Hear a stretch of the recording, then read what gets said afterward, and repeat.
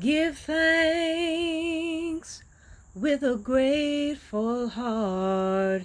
Give thanks to the Holy One. Give thanks, for he has given Jesus Christ, his Son. Give thanks with a grateful heart. Give thanks to the Holy One.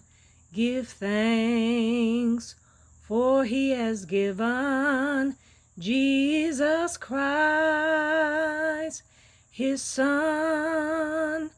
And now let the weak say, I am strong.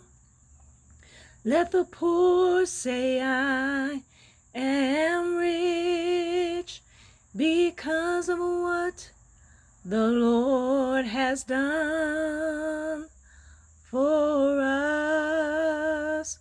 Give thanks with a grateful heart. Give thanks to the Holy One. Give thanks, for he has given Jesus Christ, his Son. And now let the weak say, I am strong. Let the poor say, I am rich, because of what the Lord has done for us. And now let the weak say, I am strong. Let the poor say, I am rich, because of what the Lord has done for us. Give thanks. Give thanks. Give thanks.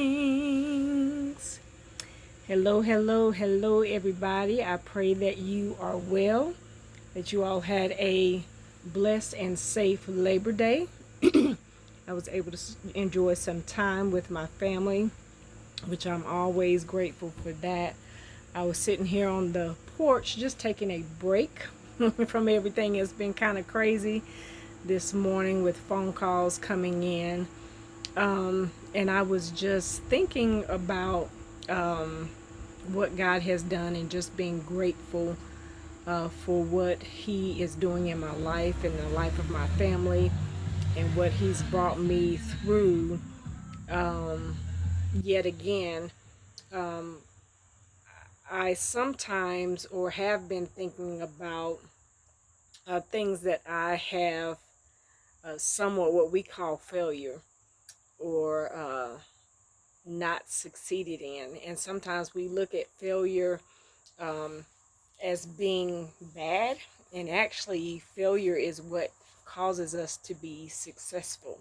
And sometimes we fail multiple times before we succeed at the very thing that we are trying to do, if we continue in the process, right?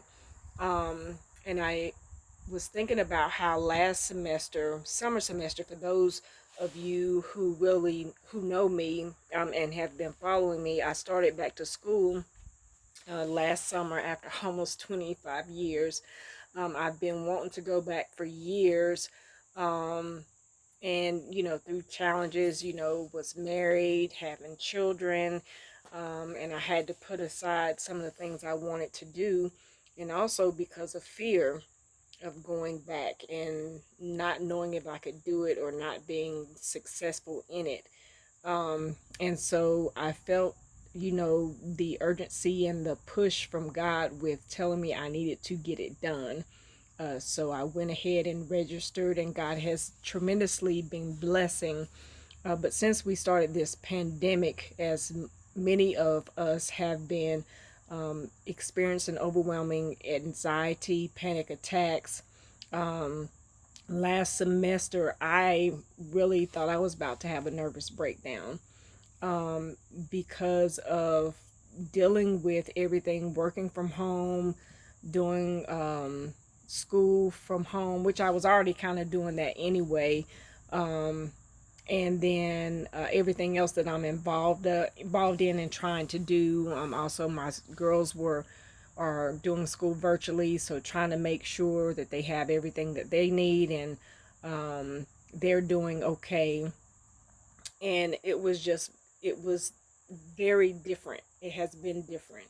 And it was something I hadn't experienced before, even though I've dealt with anxiety, panic attacks, depression. This was something, a new level that I had never experienced before. And so with school, it was just very overwhelming. I didn't feel like I was set up to be successful in my classes. And with drawing, for those who know me, I have very high standards, especially of myself. And so when I feel like I can't achieve those standards, I am very hard on myself. And so I feel like I fail or don't succeed. And so talking to those in my inner circle who have encouraged me during that time, it's not that me withdrawing from class would be considered failing.